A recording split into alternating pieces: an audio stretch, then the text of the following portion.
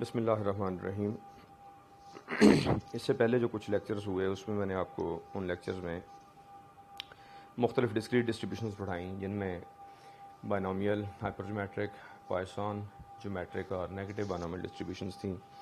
उनका मैंने आपको कॉन्सेप्ट दिया, उनके जो एक्सपेरिमेंट्स हैं उनकी क्या प्रॉपर्टीज़ होती हैं उनको हमने डिस्क्राइब किया, और उसके बाद उसके प्रोबेबिलिटी फंक्शंस क्या हैं, और उन फंक्शंस को यूज़ करके जो रैंडम वेरिएबल्स उन एक्सपेरिमेंट से रिलेटेड हैं उनकी प्रोबेबिलिटीज़ कैलकुलेशन को हमने देखा, और साथ फिर उसकी बेसिक प्रॉपर्टीज़ जिस तरह मीन वेरिएंस है या कोएफिशिएंट ऑफ वेरिएशन वगैरह कैलकुलेट करना है, इसकी डिस्कशन की। अब कंटिन्यूस रैंडम वेरिएबल की वैसे तो डिस्कशन सिलेबस में नहीं है, लेकिन एक स्पेशल टाइप ऑफ डिस्ट्रीब्यूशन जो कि नॉर्मल डिस्ट्रीब्यूशन कहलाती है, और ये वो डिस्ट्रीब्यूशन है जो स्टैटिस्टिक्स की तमाम थ्योरी में एक सेंट्रल इसका रोल है। और हम जो डिस्क्रिप्टिव स्टैटिस्टिक्स का पार्ट पढ़ के आए हैं, जो शुरू में हमने चैप्टर 3 और 4 पढ़ा, वहाँ पे भी हमने इस चीज़ को ही फोकस किया कि क्या हमारा डेटा सिमेट्रिक, बेल शेप्ड और जिसे हम नॉर्मल कहते हैं वो है या नहीं। तो अब ये जो आई होप के 4 लेक्चर्स बनेंगे, अगर 3 में कंप्लीट हो गया तो 3 में हो जाएगा, अदरवाइज़ चांसेस यही हैं कि ये 4 लेक्चर्स में ये कवर होगा। नॉर्मल डिस्ट्रीब्यूशन को हम कवर करेंगे, यानी वो जो डाटा की शेप, बेल शेप जिसकी हम बात करते हैं, वो एक्चुअली कौन सा प्रोबेबिलिटी मॉडल है और उसकी प्रोबेबिलिटीज़ किस तरीके से कंप्यूट की जाती हैं, अब हम इन लेक्चर्स में उसे कंसिडर करेंगे। जो रियल लाइफ के बहुत से कॉमनली ऑब्जर्व्ड जो आपके पास रैंडम वेरिएबल्स हैं जो अपनी नेचर में कंटिन्यूस होते हैं, वो नॉर्मल डिस्ट्रीब्यूशन को फॉलो करते हैं। लाइक वेट्स ले लें, हाइट्स ले लें, मेजरमेंट एरर्स ले लें, आईक्यू टेस्ट स्कोर्स ले लें, ये अमूमन नॉर्मल डिस्ट्रीब्यूशन को फॉलो करते हैं। ये यहाँ थोड़ी सी एक समरी इन्होंने इस चैप्टर में दी हुई है। मैंने कॉलेज स्टैटिस्टिक्स का जो पार्ट 2 है, सेकंड वॉल्यूम, उसका चैप्टर मैंने उसके कुछ पेजेस आपको मैंने दिए हैं। सारे का सारा चैप्टर तो बहुत लेंथी है, ये चैप्टर नंबर 9 बनता है। 8 चैप्टर पहली बुक में हैं और 9वां चैप्टर जो है इससे सेकंड पार्ट इसका स्टार्ट होता है बुक का। तो इसमें इन्होंने स्टार्ट पे क्वांटिटेटिव डाटा को क्लासीफाई किया, डिस्क्रीट, कॉन्टिन्यूस। मैं इसकी कोई डिटेल डिस्कस नहीं करूँगा क्योंकि हम ऑलरेडी इन चीज़ों को पढ़ चुके। फिर इसमें प्रोबेबिलिटी डिस्ट्रीब्यूशन का कॉन्सेप्ट है, डिस्क्रीट प्रोबेबिलिटी डिस्ट्रीब्यूशन आ जाती है, कॉन्टिन्यूस प्रोबेबिलिटी डिस्ट्रीब्यूशन आ जाती है। डिस्क्रीट में यहाँ 3 मेंशन की हुई हैं, लेकिन हमने इसके अलावा भी और डिस्ट्रीब्यूशंस भी पढ़ी। और कॉन्टिन्यूस में सिर्फ एक नॉर्मल डिस्ट्रीब्यूशन नहीं है, बल्कि इसके अलावा यूनिफॉर्म डिस्ट्रीब्यूशन है, बीटा डिस्ट्रीब्यूशन है, गैमा डिस्ट्रीब्यूशन है, रेले डिस्ट्रीब्यूशन है, एक्सपोनेंशियल डिस्ट्रीब्यूशन है, वेबल डिस्ट्रीब्यूशन है, और एक बड़ी लॉग नॉर्मल डिस्ट्रीब्यूशन है, एक बड़ी तवील डबल एक्सपोनेंशियल डिस्ट्रीब्यूशन है, डबल एक्सपोनेंशियल को कहते हैं। तो एक बड़ी लंबी फहरिस्त है, और डे बाय डे जो डिफरेंट टाइप की के प्रॉब्लम्स जो हमारे सामने आते हैं, उन प्रॉब्लम्स के सलूशन के लिए नए से नई जो है वो प्रोबेबिलिटी डिस्ट्रीब्यूशंस वो डेवलप होती रहती हैं। तो हमारा फोकस जो है, जो एक बुनियादी कॉन्टिन्यूस डिस्ट्रीब्यूशन जिसको मेनली फोकस किया जाता है, जिस पे हमारे स्टैटिस्टिक्स के ज़्यादातर एनालिटिकल मेथड्स जो हैं वो बेस करते हैं, जिनकी ये बुनियादी अजम्पशन है कि डाटा नॉर्मल है। अब इसमें हम इस नॉर्मल डिस्ट्रीब्यूशन को डिस्कस करेंगे। तो यहाँ इसने कुछ नाम वगैरह मेंशन किए हुए हैं, ये एक्सपोनेंशियल, गैमा, वेबल, तो इस तरह की और डिस्ट्रीब्यूशंस भी हो सकती हैं। अब नॉर्मल डिस्ट्रीब्यूशन जो है या नॉर्मल डाटा जो होता है, ये हम प्रीवियस चैप्टर्स में पढ़ चुके हैं। ये सिमेट्रिक होता है, यानी इसके ग्राफ की अगर आप डिवीज़न कर दें, बिल्कुल पीक से सेंटर में होती है इसकी पीक, जो इसका हाईएस्ट पॉइंट है इसके ग्राफ के सेंटर में एग्जिस्ट करता है, और वहाँ से अगर आप इसको तोड़ दें तो लेफ़्ट और राइट ग्राफ जो है वो एक दूसरे की मिरर इमेज, एक दूसरे की बिल्कुल डिटो कॉपी होता है, उसमें कोई फ़र्क नहीं होता। और फिर वहाँ हमने ये भी पढ़ा था प्रीवियस डिस्कशन में, जहाँ हमने डिस्क्रिप्टिव डाटा में, कि ऐसी सूरत में जो हम मोमेंट रेशोज़ कैलकुलेट करते हैं, 2 मोमेंट रेशोज़ हैं, एक बीटा 1 है, एक बीटा 2 है। बीटा 1 का जवाब 0 हुआ करता है और बीटा 2 का जवाब जो वो 3 हुआ करता है। और इसके अलावा फिर हमने वहाँ गैमा 1 और गैमा 2 रेशोज़ भी पढ़ी थी। यहाँ ये समराइज़ किया गया उन बातों को आपको रिकॉल करवाने के लिए कि डाटा के कौन से फीचर्स हैं जिनको हम एक्सप्लोर करने की कोशिश करते आ रहे हैं, और वही फीचर्स यहाँ अब हम systematically under the regime of under the umbrella of probability distribution, probability के कॉन्सेप्ट के तहत हम उस चीज़ को स्टडी करेंगे। वहाँ हमने दो पढ़े थे, फिशर के कोएफिशिएंट ऑफ सिक्यूनेस और फिशर कोएफिशिएंट ऑफ क्योटोसिस, और उनको हमने गामा 1 गामा 2 का नाम दिया था। और वहाँ हमने कहा था कि इनकी वैल्यूज़ अगर ज़ीरो हों तो डाटा नॉर्मल होता है, अगर ये वैल्यूज़ इन -1 और 1 के इंटरवल के दरमियान में कहीं लाई करती हैं तो फिर ये अप्रॉक्सीमेटली नॉर्मल होता है। अब जो ज़्यादातर हमारे पास रियल लाइफ में वेरिएबल्स एग्जिस्ट करते हैं, उनमें अक्सर वेरिएबल जो हैं उनकी प्रोबेबिलिटी डिस्ट्रीब्यूशन जो है वो नॉर्मल होती है। तो इसमें एक और चीज़ जिसका फ़र्क मैंने वाजे किया था कि जो प्रोबेबिलिटी डिस्ट्रीब्यूशन होती है, अगर हम डिस्क्रीट रैंडम वेरिएबल के लिए बात करें तो उसको हम नाम देते हैं probability mass function, probability mass function. और अगर एक कॉन्टीन्यूस वेरिएबल हो उसके लिए हम प्रोबेबिलिटी डिस्ट्रीब्यूशन को डिस्कस करें, डिफाइन करें, तो वो एक स्पेसिफिक नेम दिया जाता है, probability density function. Probability density function is actually probability function of a continuous random variable, और probability mass function is actually probability function of a discrete random variable. तो हम ये कह रहे हैं कि फ़र्ज़ करें कि x एक हमारा कॉन्टीन्यूस रैंडम वेरिएबल है, तो उसका प्रोबेबिलिटी डेंसिटी फंक्शन दिया गया नीचे। ये वेरिएबल ऐसा है कि इसका अपना एक मीन म्यू है और इसकी का अपनी वेरिएंस सिग्मा स्क्वायर है। ये नॉर्मल कहलाएगा। x अगर एक कॉन्टीन्यूस रैंडम वेरिएबल है जिसका मीन म्यू है और उसकी अपनी वेरिएंस सिग्मा स्क्वायर है, तो इसको हम नॉर्मल कहेंगे अगर उसका प्रोबेबिलिटी डेंसिटी फंक्शन ये दिया हुआ है। ये इक्वेशन नंबर 1 में f of x is equal to 1 over sigma into 2 pi square root multiplied by e raise to power -1/2 x minus mu over sigma square. जबकि इसमें x जो रैंडम वेरिएबल है, इसका डोमेन या इसकी सपोर्ट जो है ये -इन्फिनिटी से इन्फिनिटी तक है, यानी x कोई भी एक रियल नंबर हो सकता है।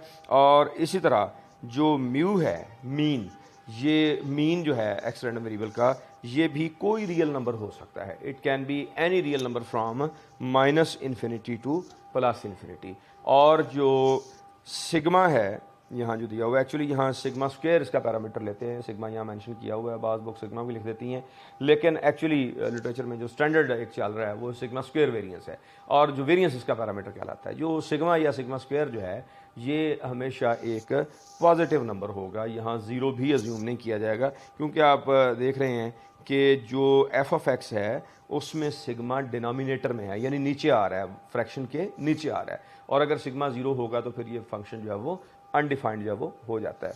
तो इस फंक्शन की एग्जिस्टेंस के लिए ज़रूरी है कि सिग्मा जो है वो ग्रेटर दैन ज़ीरो हो।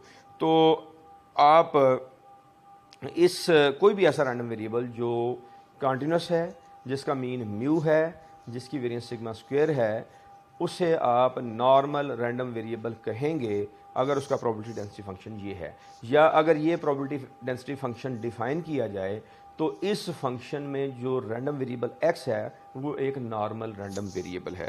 यहाँ नीचे उन्होंने मुख्तलिफ अंदाज से इस चीज़ को डिफाइन किया है कि if a continuous random variable x follows a normal distribution with mean mu and variance sigma square, then functional form of x is given by this, वही ऊपर वाला फंक्शन दिया हुआ है। या फिर इसको एक शॉर्ट हैंड नोटेशन इसकी ये है, ये इसको इस तरह से भी लिखा जाता है, इफ़ x आगे के टिल्डे का साइन, ये जो अलिफ मद्दा आ के ऊपर मद डाली होती है वो साइन है, ये साइन कहलाता है distributed as, if x is distributed as n for normal, या इसको आप इस तरह से पढ़ सकते हैं कि if x has normal distributed या x is normally distributed with mean, आगे ब्रैकेट के अंदर दो वैल्यू सिंबल्स हैं, एक म्यू जो पैरेंथेसिस है उसके अंदर पहला सिंबल म्यू है, दूसरा सिंबल सिग्मा स्क्वायर है। म्यू जो है ये मीन है और सिग्मा स्क्वायर जो है ये इसकी वेरिएंस है। This implies that the functional form जो है x की जो फंक्शनल फॉर्म होगी ये प्रोबेबिलिटी डिस्ट्रीब्यूशन की वही आगे वही, यानी मुख्तलिफ अंदाज से उसको लिखा हुआ है। या इस तरह से भी कह सकते हैं कि x अगर डिस्ट्रीब्यूटेड, ये n मिसिंग है, म्यू सिग्मा स्क्वायर, तो इसको हम इस तरीके से पढ़ेंगे कि x जो है ये नॉर्मल डिस्ट्रीब्यूटेड है या इसकी नॉर्मल डिस्ट्रीब्यूशन होती है with mean mu and variance sigma square. तो ये जो म्यू और सिग्मा स्क्वायर हैं, जो म्यू और सिग्मा स्क्वायर हैं, ये इसके पैरामीटर्स हैं। अब पैरामीटर्स का कॉन्सेप्ट प्रोबेबिलिटी डिस्ट्रीब्यूशन के हवाले से आपको बड़ी तफसील से बयान किया जा चुका है। हमने 5 डिस्क्रीट डिस्ट्रीब्यूशंस पढ़ी हैं।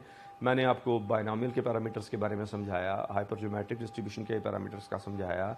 उसके बाद हमने पॉइसन, ज्योमेट्रिक और नेगेटिव बायनॉमियल डिस्ट्रीब्यूशंस, ये जो 3 डिस्ट्रीब्यूशंस हैं, उनमें भी हमने पैरामीटर्स को डिस्कस किया।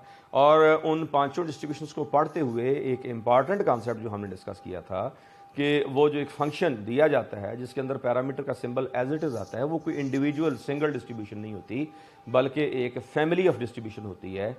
और उसका इंडिविजुअल मेंबर उस वक्त हम लिखते हैं जब आप पैरामीटर की कोई स्पेसिफिक वैल्यू वहाँ प्लग इन कर देते हैं, उसकी कोई स्पेसिफिक वैल्यू वहाँ पे रख देते हैं। यानी ये जो फंक्शन आपके सामने लिखा हुआ है क्वेश्चन नंबर 1 में, ये एक फैमिली ऑफ डिस्ट्रीब्यूशंस है। और इसके अंदर जब आप म्यू और सिग्मा स्क्वायर की डिफरेंट वैल्यूज़ प्लेस करेंगे तो आप डिफरेंट नॉर्मल डिस्ट्रीब्यूशंस हासिल कर सकेंगे।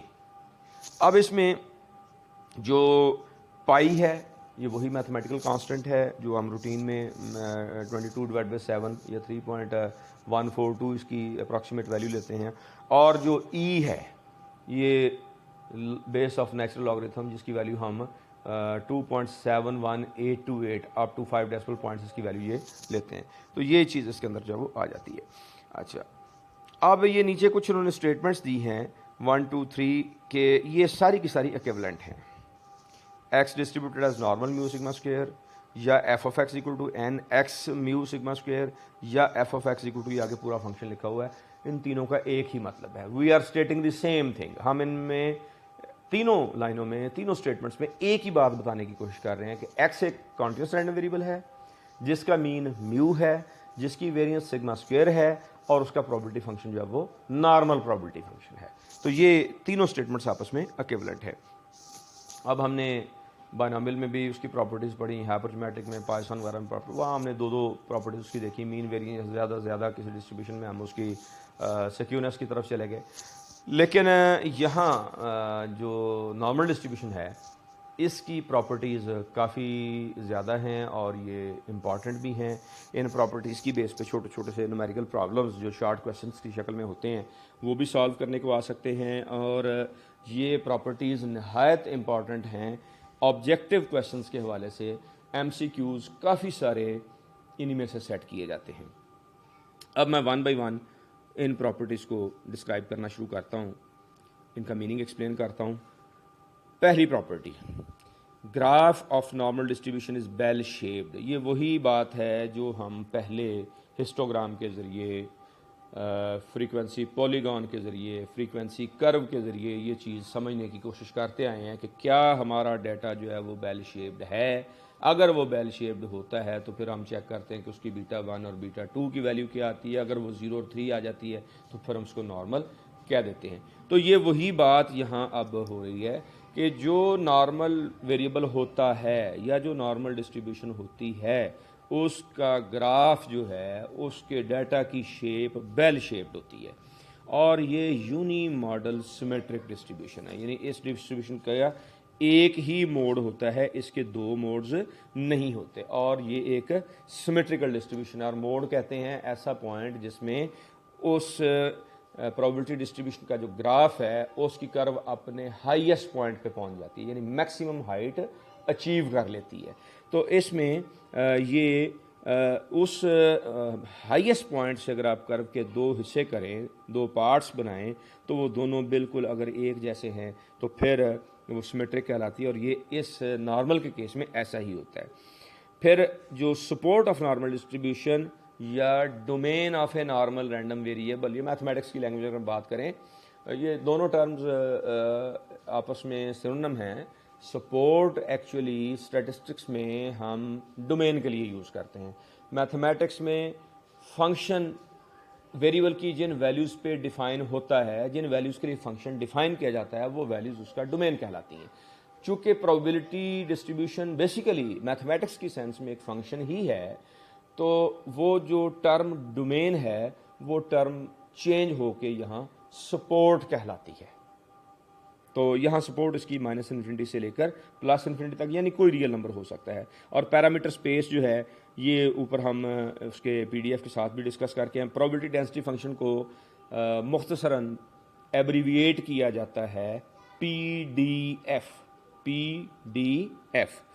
अच्छा, मीन जो है इसका म्यू होता है, वेरिएंस इसकी सिग्मा स्क्वायर होती है, प्रोबेबिलिटी डेंसिटी फंक्शन हम ऊपर पढ़ आए वही चीज़ है। अच्छा, अब प्रोबेबिलिटी डिस्ट्रीब्यूशन जो होती है, प्रोबेबिलिटी डिस्ट्रीब्यूशन जो होती है, हमने वहाँ प्रॉपर्टीज़ पढ़ी थी कि कोई प्रोबेबिलिटी वैल्यू नेगेटिव नहीं होती, और जब तमाम प्रोबेबिलिटीज़ निकाल ली जाती हैं, कैलकुलेट कर ली जाती हैं, तो उनका टोटल लाजमन 1 बनता है, ना वो 1 से कम होता है ना वो 1 से ज़्यादा होता है। अब यहाँ हमारे वेरिएबल की नेचर डिफरेंट है। यहाँ प्रोबेबिलिटी का concept in terms of area discuss किया जाता है, अभी मैं उसकी वजाहत करता हूँ।